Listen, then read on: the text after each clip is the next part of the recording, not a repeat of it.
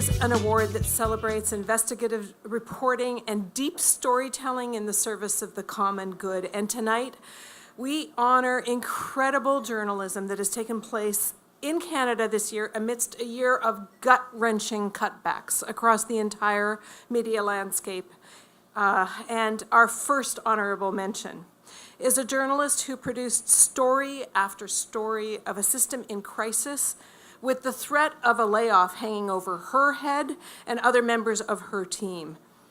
Sara Mojtehedzadeh wrote a routine story in January 2016. She covered a report by the Ontario Federation of Labour called Prescription Overruled, which showed how the Workplace Safety and Insurance Board systematically was ignoring the advice of medical professionals, presumably in order to reduce its unfunded liabilities, which ran in the billions of dollars.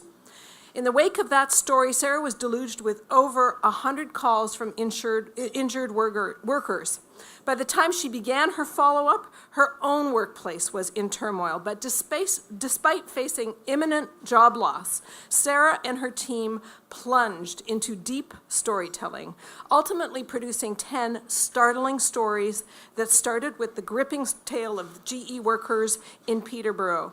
She revealed consistently a troubling picture of a public agency slashing and denying benefits, providing inadequate care, forcing injured workers to make untimely returns to work with disastrous results. She told me every single person she spoke to was in crisis. She told me the entire workers' compensation system was in crisis. Now, this January, I heard Walter Robinson speak about where great investigative journalism comes from. He was lead investigator for the Boston Globe's coverage of the Roman Catholic clergy sexual abuse scandal. That was the story that led to the award-winning movie Spotlight. Roby said great investigative breakthroughs come from journalists that are working ordinary beats in the courts, in the city halls and legislatures, in communities. That's the journalistic ecosystem that feeds and permits the discovery of patterns, and it is the discovery of patterns that leads to new ways of thinking about things and new ways of doing things. Sara's work and wealth beat at the Toronto Star is unique in Canada. Oddly, there are almost no labor beats left in the news in Canada. And Sara lost her job after she wrote those stories.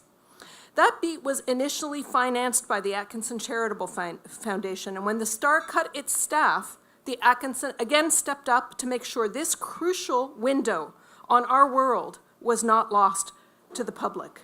So we thank the Star and the Atkinson for allowing the enormously talented and dogged Sara Mojtehedzadeh to help us see more clearly and deeply into the labor market, which is the only market that affects almost every decision we make every day. Please help me welcome to the stage Sara Mojtehedzadeh and her fabulous backup team at Toronto Star.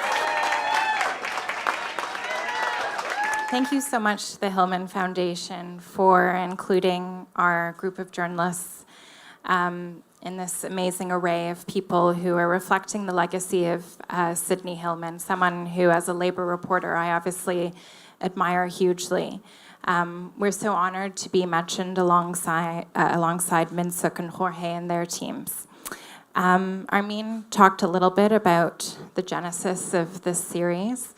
It all started on the first year of my beat, where I would periodically be contacted by injured workers. And I started to notice that almost without fail, they were individuals who really were in crisis. They were people who were overcoming not just physical injuries, but mental health injuries as well.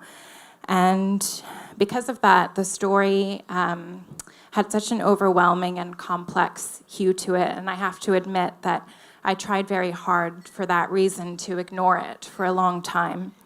The pivotal moment did come with the Ontario Federation of Labour's Prescription Overruled report. And after that report was published, within 2 days, I was contacted by at least 100 injured workers who all had a similar story to tell.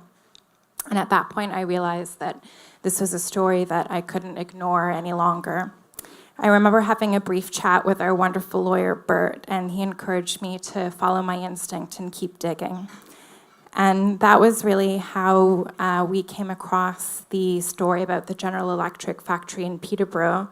I'd been writing about the Workers' Compensation Board for a few months and continued to be deluged by calls from injured workers. And in the summer of last year, I picked up a voicemail from a soft-spoken lady named Sue James, who said she had a story about occupational disease at a General Electric factory in Peterborough. And it piqued my interest because I hadn't tackled the issue of occupational disease before, but also because my dad used to work at General Electric. And so this is when Melissa and I started a month-long journey.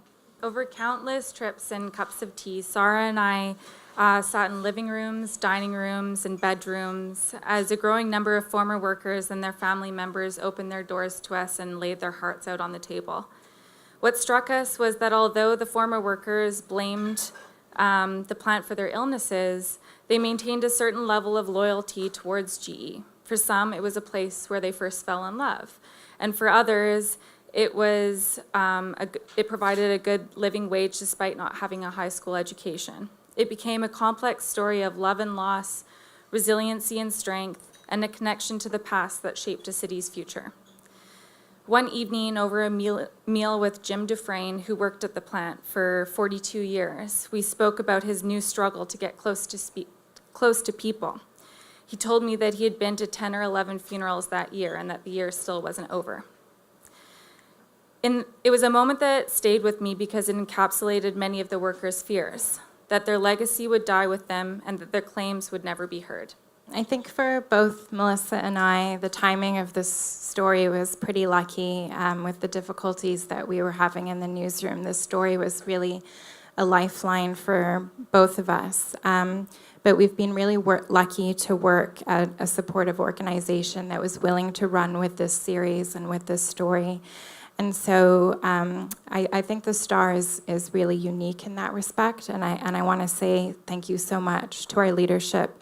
I want to say thank you so much to my family who are here tonight for all your support and sacrifices over the years, without which I would never have become a journalist in the first place. And thank you so much again to the Hillman Foundation for including us tonight and for recognizing our team with this honor. Thank you.